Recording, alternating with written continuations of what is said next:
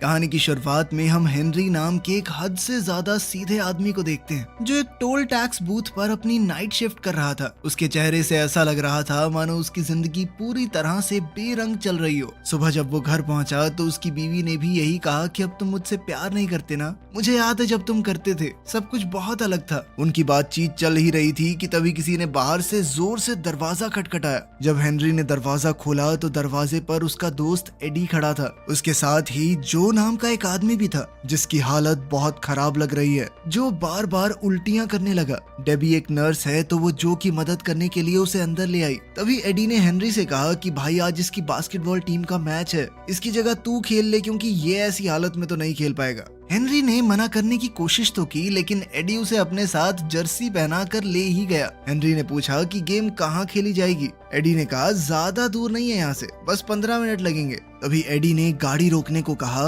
और ये कहकर चला गया कि हम बस थोड़ी देर में वापस आ जाएंगे, बस खाने पीने का कुछ सामान लेने जा रहे हैं, तू यहीं पे बैठा रहियो और गाड़ी चालू रखियो, ठीक है ना। तभी जाते जाते एडी और उसके दो और साथियों ने मास्क पहन लिए। बाकी दो लोगों को तो हेनरी जानता तक नहीं था। वो तीनों अपनी अपनी बंदूकें निकाल कर बैंक में घुस गए। बेचारे हेनरी को तो अब तक आइडिया भी नहीं था कि एडी और उसके साथी यहाँ बैंक लूटने आए हैं और वो उनका ड्राइवर है। और तो और गाड़ी भी चोरी की थी, तार निकाल के स्टार्ट कर रखी थी। कुछ देर बाद ही वो लोग बैंक से निकलकर इधर उधर भागने लगे। इतने में वहाँ मौजूद एक गार्ड ने हेनरी को देख लिया। उसने बिल्कुल चोरों जैसी ही टी शर्ट पहनी हुई थी, इसी वजह से उसे गिरफ्तार कर लिया गया। पुलिस वालों ने हेनरी से बहुत पूछने की कोशिश की कि बता दे अपने साथियों का नाम, लेकिन हेनरी एडी के अलावा वैसे भी किसको ही जानता था। वो इतना सीधा था कि उसने एडी का नाम भी नहीं लिया, ये सोचकर कि जैसा भी है तो मेरा दोस्त ना। इसी वजह से बैंक को लूटने की कोशिश के जुर्म में हेनरी को 3 साल की सजा सुना दी गई।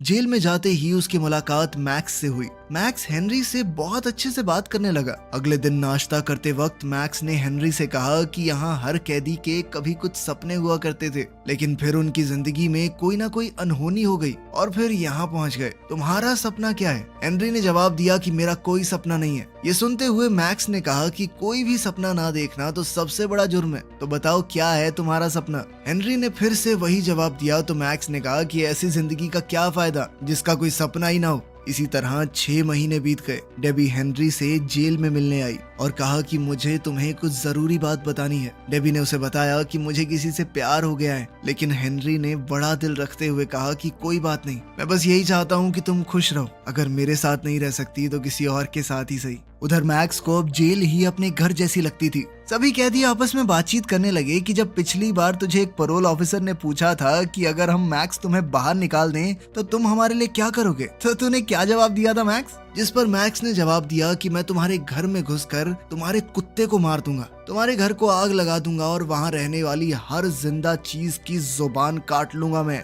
फिर बाद में हेनरी से पूछा गया कि तुम्हारा रिव्यू कब है, जिस पर हेनरी ने जवाब दिया अगले महीने। तभी एक कैदी ने कहा कि सबको यकीन है कि हेनरी शरीफ है। हेनरी ने भी कहा कि मैंने कोई गुनाह नहीं किया। इस पर मैक्स ने उससे कहा कि तुमने जेल में समय बिताया है तो तुम चाहे कुछ भी कहते रहो, बाहर सबको ऐसा ही लगेगा कि तुमने कोई तो जुर्म किया है। खैर जल्द ही हेनरी को जेल से छुट्टी मिल गई। वो सबसे पहले डेबी से मिलने गया, मगर जब जो ने दरवाजा खोला तो वो ये देखकर हैरान रह गया। और तो और डेबी के पेट में उसका बच्चा भी था। ये सब देखकर हेनरी मन ही मन सोचने लगा कि कैसे उसकी जिंदगी एकदम बदल गई। डेबी ने हेनरी को उसका पूरा सामान दिखाया और उससे पूछा कि अब तुम आगे क्या करने वाले हो। हेनरी ने कोई जवाब नहीं दिया और तभी जो वहाँ आया उसने हेनरी को एक बिजनेस का ऑफर दिया और कहा कि कोर्ट में मेरा नाम ना लेने के लिए शुक्रिया। मगर हेनरी ने कहा कि मैं तो तेरा नाम जानता ही नहीं और वहाँ से चुपचाप चला गया।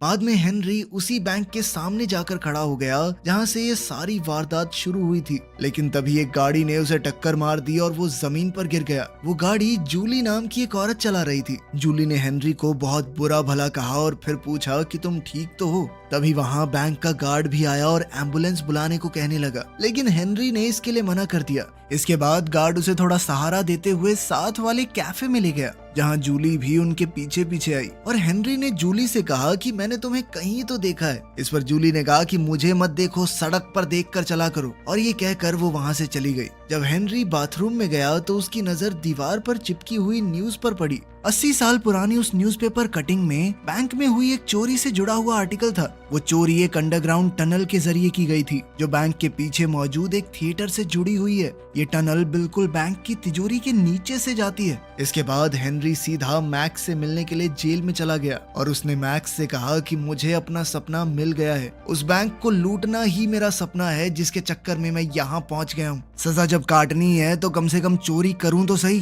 मैक्स को कुछ समझ नहीं आया तो हेनरी ने कहा कि क्या तुम बैंक लूटने में मेरा साथ दोगे। मैक्स ने उससे पूछा तेरे पास कोई प्लान है भी कि ऐसे ही हवा में चला हुआ है तू। जिस पर हेनरी ने कहा कि तुम चिंता मत करो, एकदम टॉप क्लास प्लान है मेरे पास। ये सब होने के बाद हेनरी थिएटर में चला गया और वहीं जूली भी अपने नाटक की रिहर्सल कर रही थी। जूली को नाटक करते समय उसका डायरेक्टर काफी डांटने लगा और कहने लगा कि तुमसे नहीं हो पाएगा ये सब। जिसके बाद जूली गुस्से में कॉफी पीने चली गई। जाते जाते उसने हेनरी से कहा कि कहीं तुम मेरा पीछा तो नहीं कर रहे। हेनरी ने मना कर दिया और उसके पीछे कॉफी शॉप तक चला गया। वहाँ कॉफी पीते पीते हेनरी जूलिया की एक्टिंग की तारीफ करने लगा। तभी जूली ने हेनरी से कहा कि उस एक्सीडेंट की कंप्लेंट ना करने के लिए थैंक्स। और दूसरी तरफ जेल में मैक्स ने भी पैरोल अप्लाई कर दिया। कुछ सवाल पूछे जाने के बाद उसे भी छुट्टी दे दी गई। हेनरी ने मैक्स को पहले ही समझा दिया था कि ऑफिसर्स के सामने कैसे पेश आना है। जब हेनरी उसे जेल के बाहर लेने आया तो मैक्स उससे पूछने लगा कि तुम्हारी गाड़ी कहाँ है।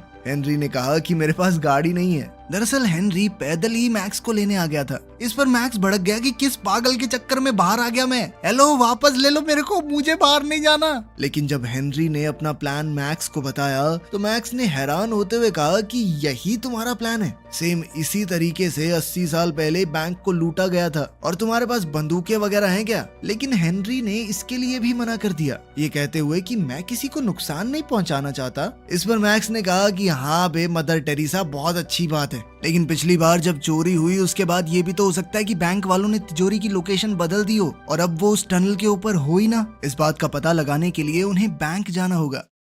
बैंक में जाकर वो वहाँ के असिस्टेंट मैनेजर से मिले। उन्हें अंदर जाते हुए बैंक के गार्ड ने बहुत ध्यान से देखा। मैक्स ने बैंक के असिस्टेंट मैनेजर से बातचीत करते हुए बड़ी ही चालाकी से ये बात कंफर्म कर ली कि जब से बैंक को बनाया गया है तब से उसकी तिजोरी को कभी भी अपनी जगह से हिलाया नहीं गया। उसने ये सब इतनी चालाकी से किया कि मैनेजर को घंटा शक नहीं हुआ, लेकिन गार्ड की नजर अब भी उनके ऊपर थी। इसके बाद दोनों उस टनल की जाँच करने के लिए थिएटर में गए। वहाँ जूलिया हेनरी को फिर से देखकर हैरान हो गई और इस बार तो मैक्स भी उसके साथ था। लेकिन तभी मैक्स बोल पड़ा कि जब मैं जवान था तो मैंने यहाँ बहुत सारे प्लेस किए हैं, मैं हेनरी को यही दिखाने यहाँ लाया हूँ। आपको कोई एतराज तो नहीं अगर मैं थिएटर को अंदर से देख लूं? अंदर जाते हुए जूली ने मैक्स से पूछा कि वो कौन कौन से नाटक यहाँ कर चुके हैं, तो मैक्स ने सीधा शेक्सपियर का नाम ले दिया। फिर मैक्स ने कहा कि मेरी यहाँ बहुत सी यादें हैं, तो मैं थिएटर का कोना कोना देखना चाहता हूँ, जिसके लिए मैक्स को परमिशन मिल भी गई। मैक्स के जाते ही जूली ने हेनरी से पूछा कि ये तुम्हारे पिता हैं क्या, जिस पर हेनरी ने जवाब दिया कि नहीं नहीं, अच्छा दोस्त है सिर्फ। दूसरी तरफ थिएटर का एक आदमी मैक्स को थिएटर दिखाते हुए टनल वाले दरवाजे के पास ले गया और मैक्स उसका जायजा लेने लगा। दूसरी तरफ जब जूलिया ने हेनरी से सवाल किया कि तुम क्या करते हो, तो हेनरी ने सीधा सीधा बता दिया कि मैं हाल ही में जेल से छूटा हूँ, अभी तो कुछ नहीं करता। जूलिया चौंक गई, जेल में क्यों थे तुमने कोई मर्डर वगैरह किया होगा ना। जिस पर हेनरी ने कहा कि एक लंबी कहानी है, फिर कभी सुनाऊंगा। जिसके बाद उन्होंने आज शाम को डिनर पर मिलने का प्लान बनाया। घर जाकर मैक्स ने हेनरी को बताया कि वो टनल एक ग्रीन रूम की दीवार से जाती है, तो हमें कुछ भी करके उस ग्रीन रूम को हथियाना पड़ेगा। लेकिन हेनरी का ध्यान तो सिर्फ तैयार होने में था, क्योंकि जूली के साथ डेट पर जो जाना है। और उसने मैक्स से पूछा कि मैं कैसा लग रहा हूँ, तो मैक्स ने हंसते हुए कहा कि हमेशा की तरह अपने जैसे ही लग रहे हो, और जाओ अपनी डेट एंजॉय करो, बाद में करेंगे प्लानिंग।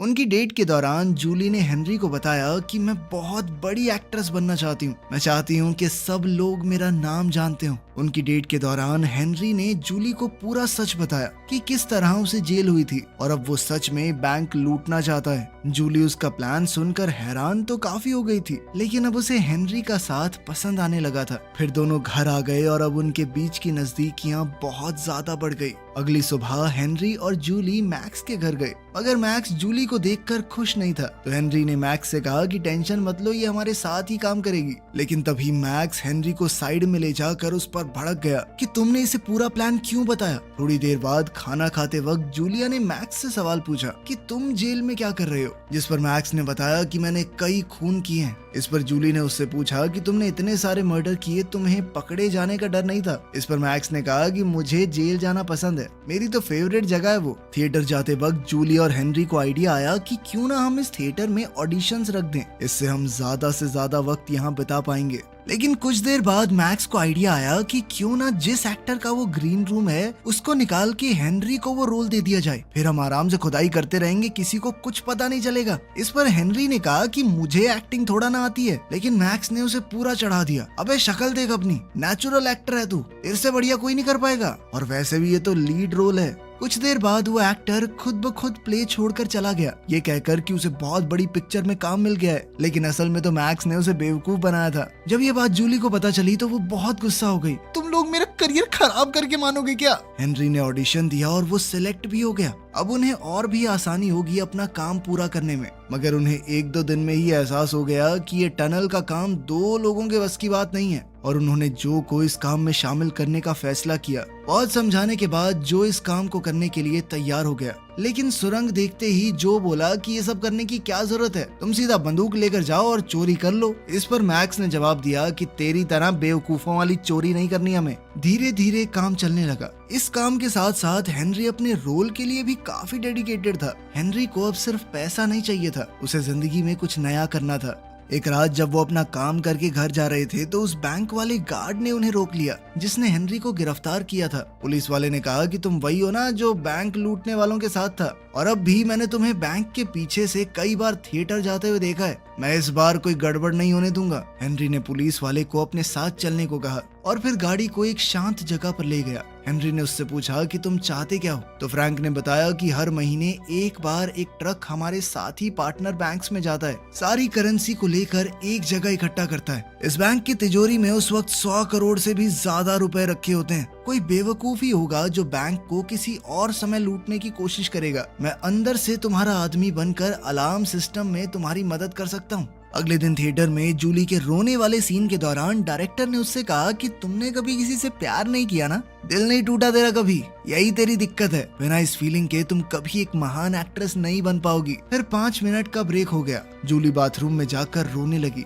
हेनरी ने पूछा कि तुम ठीक तो हो ना? तभी जूली फूट फूट कर रोने लगी। उसने कहा कि हाँ, नहीं हुआ मुझे कभी किसी से प्यार, क्या करूं मैं, लेकिन एक्ट्रेस तो मुझे बनना है ना। इस पर हेनरी ने कहा कि तुम प्यार करती हो मुझसे, बस तुम्हें अभी पता नहीं है, और मुझे यकीन है कि तुम बहुत बड़ी एक्ट्रेस बनोगी। फिर दोनों ने आगे बढ़कर एक दूसरे को चूम लिया। रात को मैक्स और हेनरी चोरी का प्लान तैयार कर रहे थे, तभी दरवाजे पर नॉक हुआ। हेनरी ने जैसे ही दरवाजा खोला तो उसने देखा कि जो और एडी खड़े थे। जो को देखकर ऐसा लग रहा था मानो उसकी छेताई की गई हो। तभी एडी ने हेनरी से कहा कि जो ने मुझे सब कुछ बता दिया है और अब मैं भी तुम्हारे प्लान में शामिल हूँ। लेकिन मैक्स को एडी बिल्कुल पसंद नहीं आया। उसने हेनरी से पूछा, कौन है नमूना? एडी कहने लगा कि मुझे सब कुछ पता है, इसीलिए अब तुम्हारे पास कोई चारा नहीं है। मैक्स ने दोबारा पूछा कि कोई मुझे बताएगा ये उल्लू का पट्टा है कौन? लेकिन एडी तिल मिलाकर कहने लगा कि मैं इस प्लान में अंदर हूँ और तू बाहर बुड्ढे। मैक्स ने उसे सीधे तौर पर वहाँ से जाने के लिए कहा, लेकिन एडी ने मैक्स को दोबारा से बुढ़ा कहकर चिढ़ाया।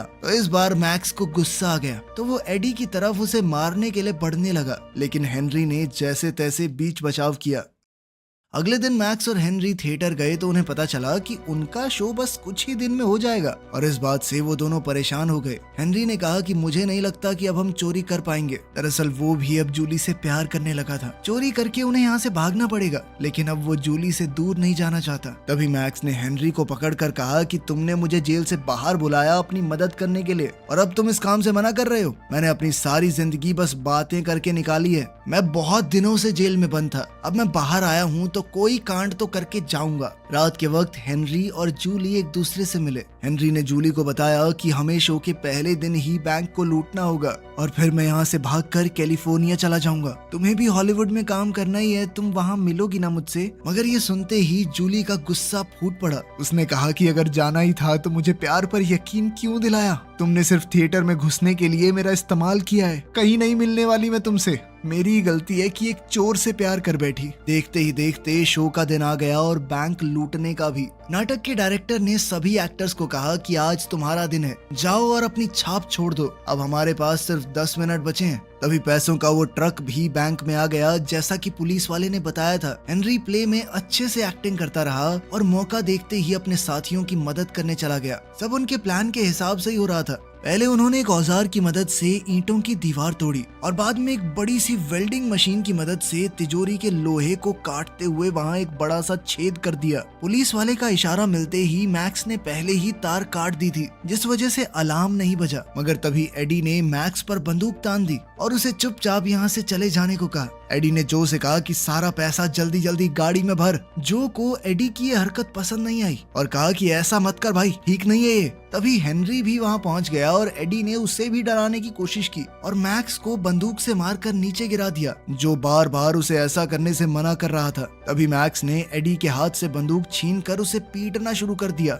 इस सब के दौरान गोली चल गई जो हेनरी की टांग को छूते हुए चली गई। उधर थिएटर में हेनरी का सीन आने वाला था तो जल्दी से जैसे तैसे थोड़ा लंगड़ाते हुए अपना सीन करने निकल गया। ऊपर एडी को बढ़िया तरीके से पीटने के बाद मैक्स ने उसके हाथ, पांव और मुंह बांध दिए और थोड़ी देर बाद हेनरी, मैक्स और जो सारा पैसा लेकर वहाँ से रफू चक्कर हो गए। हेनरी अचानक से गाड़ी रोकने को कहने लगा। जो और मैक्स को समझ नहीं आया कि वो ऐसा क्यों कर रहा है। उन्होंने गाड़ी रोक भी दी। हेनरी ने उन्हें ये कहकर भाग जाने को कहा कि मैं तुम्हें बाद में मिलूंगा। जब जो ने मैक्स से पूछा कि ये कहाँ गया है तो मैक्स ने जवाब दिया कि भाड़ में जाने दो इसे, तुम बस गाड़ी चलाओ। हेनरी भागते हुए वापस थिएटर में पहुंचा। जूलिया स्टेज पर एक्टिंग कर रही थी। तभी हेनरी थोड़ा लंगड़ाते हुए जल्दी से स्टेज पर चढ़ गया। उसने जूलिया से कहा कि मैं तुमसे दूर नहीं जा सकता, मैं तुमसे सच में प्यार करता हूँ और तुम्हारे बिना नहीं रह पाऊंगा। उधर नाटक में भी ऐसा ही कुछ चल रहा था तो ऑडियंस को लगा कि वाह, ये लोग तो कुछ अलग कर रहे हैं, क्या सीन है। और वो सभी लोग जूलिया के हाँ बोलने का वेट करने लगे। तभी डायरेक्टर ने भी सारी लाइटें थोड़ी डिम कर दी और जूलिया को हाँ बोलने को कहा। अब जूलिया को भी यकीन हो गया था कि हेनरी सच में उससे प्यार करता है और एक लंबे सन्नाटे के बाद जूलिया ने हाँ तो नहीं कहा, लेकिन उसके चेहरे के हाव भाव ने सब कुछ जाहिर कर दिया। चलो आखिर में